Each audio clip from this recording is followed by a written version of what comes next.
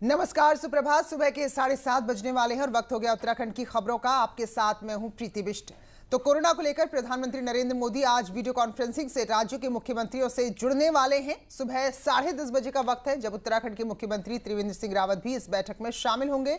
तो जैसे कोरोना के मामले लगातार बढ़ रहे हैं, उसके बाद अब हर राज्यों के मुख्यमंत्रियों से वहां की हालात के बारे में चर्चा की जा रही है और आगे जब टीका आएगा उसको लेकर क्या कदम उठाने, उसको लेकर भी चर्चा की जा रही है। तो कल ही सुप्रीम कोर्ट ने भी इस मामले का संज्ञान लेते हुए स्टेटस रिपोर्ट राज्यों से मांगी है और बहरहाल आज प्रधानमंत्री नरेंद्र मोदी जुड़ने वाले हैं राज्यों के मुख्यमंत्री से और मुख्यमंत्री त्रिवेंद्र सिंह रावत सुबह 10:30 बजे जुड़ेंगे और राज्य की स्थिति की जानकारी देंगे। और कोरोना अपडेट आपको देते हैं तो कल के दिन राज्य में कोरोना के 376 नए केस सामने आए थे, जबकि 24 घंटे में 7 मरीजों ने दम तोड़ा था और इस तरह से राज्य में कोरोना का कुल आंकड़ा 71,600 के पार पहुंच गया है, जबकि एक्टिव केस 4,200 हैं। आज की बात अगर हम देहरादून की केवल बात करते हैं, कल जो देहरादून के आंकड़े थे तो 133 नए केस देहरादून में अकेले सामने आए थे।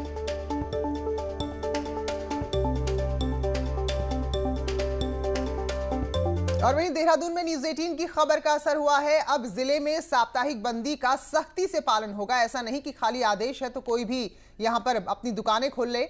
डीएम आशीष श्रीवास्तव ने अधिकारियों को इसके कड़े निर्देश दिए हैं। साथ ही देहरादून और ऋषिकेश में साप्ताहिक बंदी के दिन सैनिटाइजेशन कराने के निर्देश दिए हैं। तो ये खबर हमने दिखाई थी कि कैसे रविवार को पलटन बाजार में बगैर मास्क के लोगों की भीड़ उमड़ी हुई थी और साप्ताहिक बंदी थी कहने को सरकारी कागजों में, लेकिन ये कहीं से भी तस्वीर देखे जरा, साप्ताहिक की बंदी जैसे कहीं से कोई लक्षण नजर नहीं आ रहे थे। तो फिलहाल अब सख्ती से बंदी को लागू किया जा रहा है। और आज स्टेट वाइल्ड लाइफ बोर्ड की 16वीं बैठक होने जा रही है। इस बैठक में शिवालिक एलिफेंट रिजर्व की अधिसूचना को निरस्त करने समेत 10 महत्वपूर्ण प्रस्ताव रखे जाएंगे। राज्य में 14 फॉरेस्ट डिवीजन में हाथियों के संरक्षण के लिए साल 2002 में शिवालिक एलिफेंट रिजर्व घोषित किए गए थे। गंगोत्री राष्ट्रीय पार्क के तहत जांदुंग, नेलांग के अलावा झाला और जसपुर में 4 नए ट्रैक खोलने का प्रस्ताव भी बैठक में लाया जा सकता है। जादुंग और नेलांग ट्रैक के लिए स्टेट वाइल्ड लाइफ बोर्ड की अनुमति ली जाएगी। यहाँ इनर लाइन परमिट की बाध्यता पर भी चर्चा हो सकती है। लालढांग चिल्लरखाल मोटर मार्ग पर पुल के अंडरपास की ऊंचाई 5 मीटर तक करने का प्रस्ताव फिर से लाया जा सकता है। इससे पहले एनटीसीए इसे खारिज कर चुका है। और न्यूज़ 18 आपको अब एक बेहद महत्वपूर्ण और एक्सक्लूसिव जानकारी दे रहा है। आपको बता दें, भारतीय वन्य जीव संस्थान की रिपोर्ट में एक बहुत बड़ा खुलासा हुआ है कि उत्तराखंड के पार्कों में जो भी रिजर्व पार्क है, फॉरेस्ट एरिया है, वहां क्षमता से ज्यादा वन्य जीव हो गए हैं। और राजाजी पार्क की बात करें, कॉर्बेट की बात करें, तो जितनी इनका एरिया है, जितनी इनकी क्षमता है, उससे ज्यादा बाघ और हाथियों की संख्या हो गई है। कॉर्बेट टाइगर रिजर्व में पूरे एरिया में महज 238 बाघ रह सकते हैं। तो सोचिए, 238 के सापेक्ष यहाँ इस वक्त 252 बाघ रह रहे हैं। वही राजाजी पार्क की अगर हम बात करें तो यहाँ भी क्षमता से ज्यादा हाथी हैं। पार्क के कुल एरिया में ज्यादातर अधिक से अधिक यानी कि मैक्सिमम 225 हाथी रह सकते हैं, लेकिन संख्या इनकी 311। ये अच्छी बात है कि कुनबा बढ़ रहा है, लेकिन चिंता ये, और जो हम देख भी रहे हैं, अमूमन जो ये वन्य जीव है इंसानी बस्तियों में आते हैं, इनको आदमखोर घोषित करके मारना पड़ता है। हाथी कई बार सड़क पर, रेलवे ट्रैक पर आ जाते हैं। तो ये एक खबर है और इसको लेकर पहले भी जब गणना हुई थी तो तब ये चिंता जताई गई थी कि अच्छी बात है, वन्य जीव बढ़ रहे हैं, कुनबा बढ़ रहा है, लेकिन इनके लिए घर छोटा पड़ता जा रहा है। और अब ये जो रिपोर्ट आई है वो बता रही है कि जितनी क्षमता कॉर्बेट नेशनल पार्क की है या राजाजी नेशनल पार्क की है, उसकी क्षमता से ज्यादा यहाँ पर वन्य जीव रह रहे हैं। तो अगर कॉर्बेट में हम आपको बताएं कि कितना एरिया है, तो उस एरिया के हिसाब से यहाँ पर अगर 238 बाघ रहते हैं तो वो आदर्श स्थिति है, यानी कि उनके लिए पर्याप्त स्थान रहेगा। लेकिन इस वक्त 238 के बजाय 252 बाघ यहाँ पर रह रहे हैं। सुनील नवप्रभात हमारे सहयोगी और जानकारी के साथ देहरादून से जुड़ चुके हैं। तो सुनील, जब भी ये जनगणना, जब इनकी गणना होती है वन्य जीवों की और रिपोर्ट आती है, तो हम लोग भी ये बात उठाते रहे हैं कि भाई ठीक है, कुनबा बढ़ रहा है, लेकिन घर तो उनका उतना ही है, और ये बात अब रिपोर्ट भी कह रही है।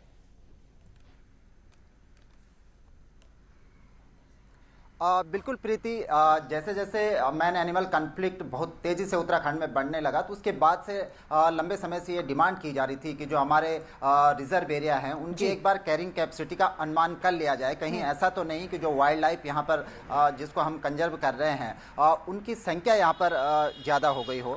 तो भारतीय वन्य जीव संस्थान को जून में स्टेट वाइल्ड लाइफ बोर्ड ने एक प्रस्ताव सौंपा था कि वो इन पार्कों की, खासकर राजाजी टाइगर रिजर्व और कॉर्बेट नेशनल पार्क की कैरिंग कैपेसिटी का एक आंकलन करें। वो रिपोर्ट भारतीय वन्य जीव संस्थान सबमिट कर चुका है और वो रिपोर्ट बताती है कि कॉर्बेट में जो टाइगर हैं, जो बाघ वहाँ पर रह रहे हैं, कॉर्बेट का जितना एरिया है उससे कहीं ज़्यादा टाइगर वहाँ पर हो गए हैं। तो ठीक इसी तरह राजाजी टाइगर रिजर्व में जो हाथियों के लिए जो स्पेस है 842 वर्ग किलोमीटर इसका पूरा क्षेत्र है राजाजी टाइगर रिजर्व का, इसमें जितने हाथी आ सकते थे उससे ज़्यादा हाथी राजाजी टाइगर रिजर्व में हो गए हैं। तो सवाल उठता है कि जब वाइल्ड लाइफ इन एरिया में ज़्यादा हो गई है तो वाइल्ड लाइफ फिर बाहर आबादी क्षेत्रों में घुसती है और यही कारण है कि उत्तराखंड में मैन एनिमल कन्फ्लिक्ट अपने चरम पर है। पिछले 20 सालों में अगर आप देखेंगे तो हाथी, भालू, गुलदार और बाघ के हमलों में 700 से अधिक लोग मारे गए हैं और घायल होने वालों की संख्या हजारों में चली जाती है।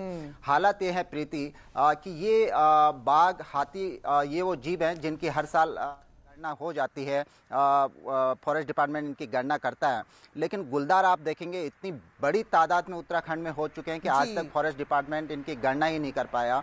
भालू के हमले लगातार बढ़ते जा रहे हैं, खुद मुख्यमंत्री त्रिवेंद्र सिंह रावत इस पर चिंता जता चुके हैं। भालुओं की आज तक काउंटिंग नहीं हो पाई कि आखिर उत्तराखंड में है कितने भालू, और इस सब का खामियाजा आम जनता को भुगतना पड़ता है। इसके पीछे एक बड़ा कारण ये भी है कि दिनों दिन मैन एनिमल कन्फ्लिक्ट बढ़ रहा है, लोग अपने घरों से बाहर निकल रहे हैं, जंगल लकड़ी बीनने जाते हैं तो वहां गुलदार उनको शिकार बना लेता है, भालू उनको शिकार बना लेता है, लेकिन फॉरेस्ट डिपार्टमेंट के पास, एडमिनिस्ट्रेशन के पास आज तक कोई ठोस उपाय नहीं निकाल पाया, कोई ठोस उपाय इजाद नहीं हो पाया कि जो मैन एनिमल कन्फ्लिक्ट है उसको कम किया जा सके। बिल्कुल सुनील, और ये दोनों के लिए नुकसानदेह है, मनुष्य के लिए भी, मानव के लिए भी और साथ में वन्य जीवों के लिए भी, क्योंकि संघर्ष अगर होता है तो नरभक्षी घोषित करके मार दी जाते हैं या फिर इंसान उसमें मारा जाता है। शुक्रिया सुनील। तो अच्छी बात है कि संख्या बढ़ी है, लेकिन उससे भी ज्यादा चिंता की बात यह है कि घर उतना ही है, तो ऐसे में इनके रहने के लिए अभी कुछ और व्यवस्था जरूर करनी होगी, वरना संघर्ष बढ़ता जाएगा। शुक्रिया सुनील आपका।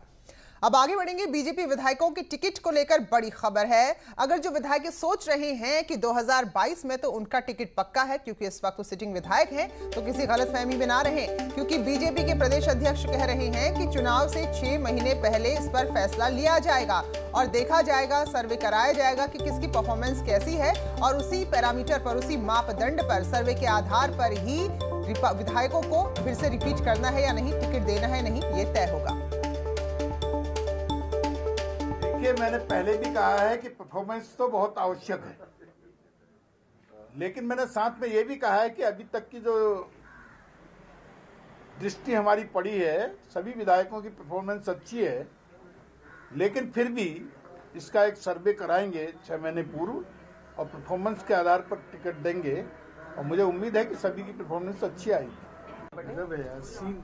और वहीं सबके बीच राज्य के पूर्व मुख्यमंत्री हरीश रावत ने एक बड़ा ऐलान किया है। उनका कहना है कि वो संन्यास लेंगे। हालांकि समय सीमा भी उन्होंने बताई, 2024 में जब चुनाव होगा केंद्र के लिए तो राहुल गांधी को देश का प्रधानमंत्री बनाकर वो खुद राजनीति से संन्यास ले लेंगे। तो उनका कहना है बीजेपी के खासतौर पर लोगों से कि बीजेपी के जो मेरे मित्र हैं वो ये बात नोट कर ले। हालांकि आपको पता ही होगा कि बीजेपी तो छोड़िए, खुद उनकी पार्टी के लोग बार बार हरीश रावत को संन्यास की सलाह दे रहे हैं। हाँ, भाजपा के मेरे दोस्त, विशेष तौर पर उत्तराखंड के दोस्त, निरंतर कहते रहते हैं कि हरीश रावत को संन्यास ले लेना चाहिए। मैंने कहा 2024 में कांग्रेस सत्ता में आएगी, संसदीय लोकतंत्र की ताकतें चुनाव जीतेंगी और राहुल गांधी प्रधानमंत्री बनेंगे। उसके बाद हम जो संन्यास का प्रोग्राम है उसको अमली जामा पहनाएंगे। तो जैसे ही हरीश रावत ने खुद की संन्यास की बात इस शर्त के साथ कही कि वो राहुल गांधी को प्रधानमंत्री बनाकर संन्यास लेंगे, तो सियासी हलचल बढ़ गई है। देखिए इस रिपोर्ट में।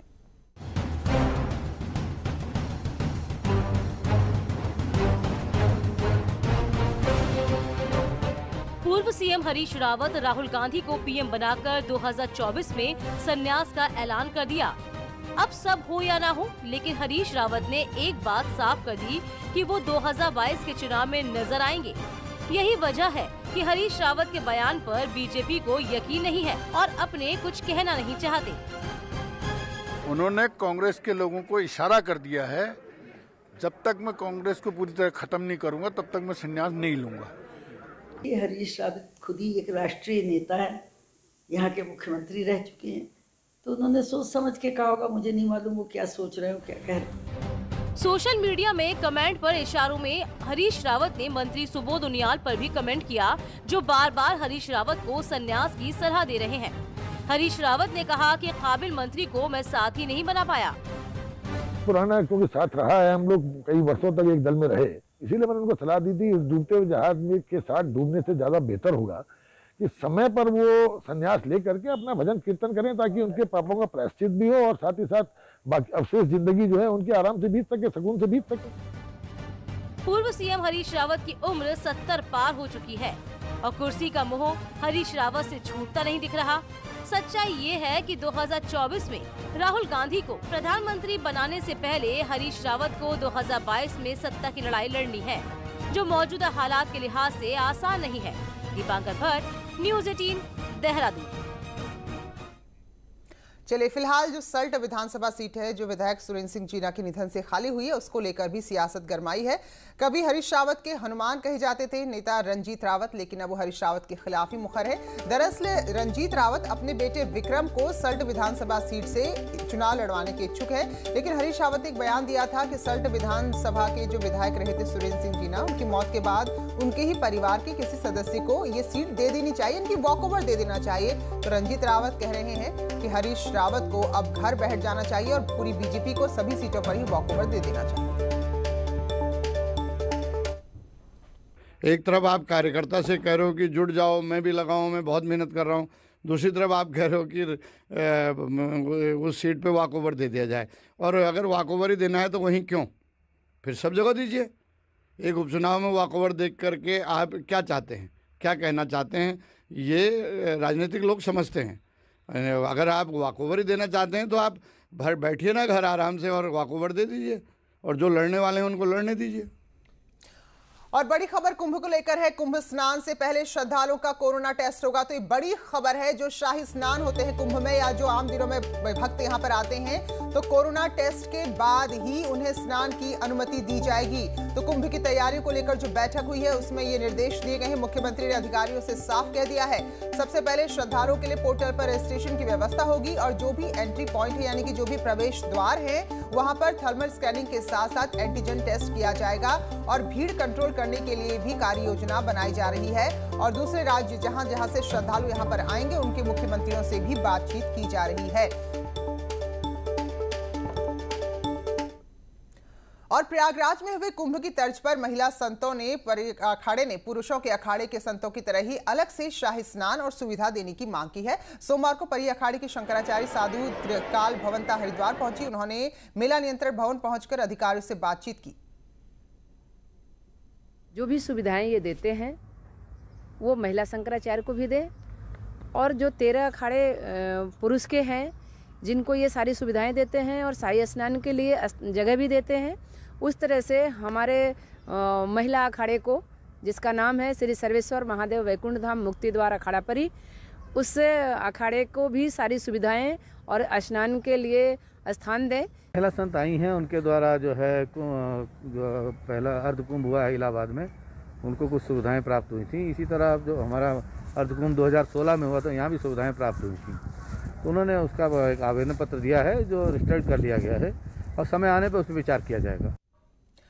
और ऋषिकेश के पास बद्रीनाथ हाईवे पर जो पुल हादसा हुआ था उस पर बड़ी कार्रवाई हुई है। पुलिस ने पुल बना रही कंपनी के खिलाफ मुकदमा दर्ज कर दिया है। कई धाराओं में मुकदमा दर्ज किया गया है। लापरवाही बरतने समेत और भी धाराएं लगाई गई हैं। तो यहाँ जो हादसा हुआ था उसके बाद मुख्यमंत्री ने भी सख्ती दिखाई थी। तो 4 लेन का ये पुल था जिसमें एक शख्स की जान भी चली गई थी। मुख्य सचिव को जांच के आदेश दिए थे और सीएम ने कहा था कि लापरवाही पर एक्शन होगा, और इसके बाद अब बड़ा एक्शन हुआ है। वहीं नेशनल हाईवे अथॉरिटी के चीफ इंजीनियर ने पुल का मुआयना किया है और अब इसकी जांच रिपोर्ट कल सौंपी जाएगी। सूत्रों के मुताबिक जांच में शटरिंग फेल होने को हादसे की वजह बताया गया है।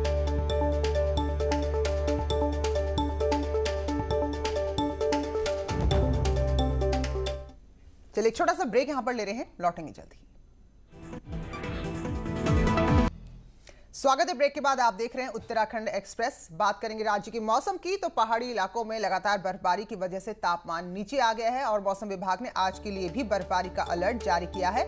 मौसम विभाग का कहना है कि आज भी 5 पहाड़ी जिलों में बर्फबारी होगी। तो उत्तरकाशी, चमोली, रुद्रप्रयाग, बागेश्वर, पिथौरागढ़ इसके ऊंचाई वाले इलाकों में बर्फबारी हो सकती है, जबकि देहरादून और टिहरी में कहीं कहीं बारिश भी हो सकती है। यानी कि आने वाले दिनों में राज्य में तापमान नीचे जाने वाला है, जिससे शीतलहर का प्रकोप बढ़ेगा।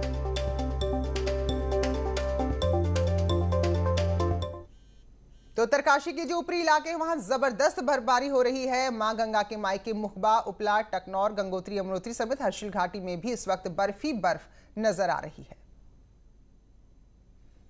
तो ये तस्वीरें देखिए आप जरा और इससे अंदाजा लगाइए कितनी ठंड इस वक्त यहाँ है। सीजन की दूसरी बर्फबारी हो रही है। सुबह से उत्तरकाशी में कई जगह पर मौसम शुष्क बना हुआ था और शाम होते होते बर्फबारी हुई और उसके बाद ग्रामीणों को दिक्कत हुई है। हालांकि बच्चे हैं और जो पर्यटक हैं वो इस बर्फबारी का आनंद ले रहे हैं।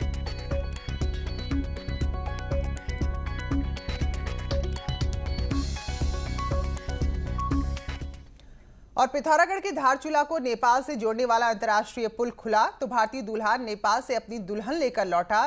थल के रहने वाले कुंदन की शादी नेपाल में अप्रैल में तय हो गई थी, लेकिन लॉकडाउन की वजह से शादी टलती चली गई। हालांकि जब ये पुल खुला तो कुंदन 8 बारातियों के साथ नेपाल गए और 6 घंटे में शादी कर अपनी दुल्हन के साथ लौट आए।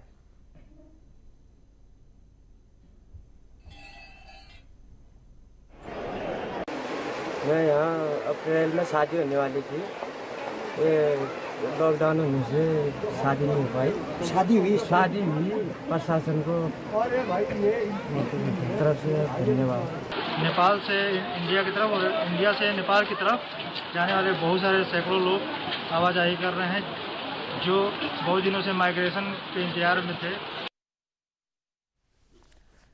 राज्यसभा सांसद और बीजेपी के राष्ट्रीय मुख्य प्रवक्ता अनिल बलूनी ने इगास से पहले अपील की है। अनिल बलूनी ने एक बार फिर से उत्तराखंड के वो लोग जो बाहर रह रहे हैं उनसे कहा है कि इगास के अवसर पर अपने गांव, अपने घर जाएं और बूढ़ी दिवाली मनाएं। बलूनी ने कहा कि पिछले साल उन्होंने पहाड़ जाकर इगास मनाने की अपील की थी, जो काफी सफल रही और इस बार भी अपील कर रहे हैं। तो 25 नवंबर को इगास बग्वाल है और इस दौरान लोगों से अपने घर और गाँव जाकर इगास मनाने की अपील की गई है।